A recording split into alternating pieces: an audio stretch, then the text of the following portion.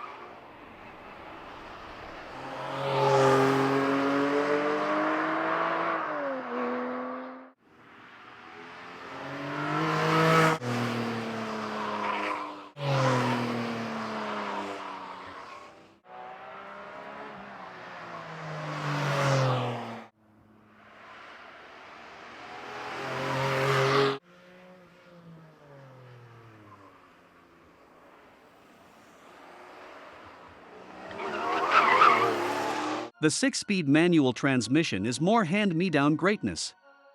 It's shared with Porsche's GT cars, and its shift efforts are excellent, as is the snap and feel as the lever gets sucked into the next gear.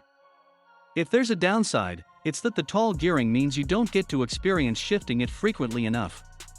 The top of second reaches past 80 miles per hour and most of the speed limits in this country. Attacking a 30 miles per hour corner calls for a downshift into first. Yet, sixth gear is fairly short, with 80 miles per hour equating to 3,200 RPM and not great highway fuel economy. We averaged 23 miles per gallon in our 75 miles per hour fuel economy test, which syncs with GTS 4.0's EPA highway estimate, but is 2 miles per gallon worse than the previous 4-cylinder GTS. It started with the 414 horsepower, 8,200 RPM 4-liter flat-six in the top-dog Cayman GT4 and Spider.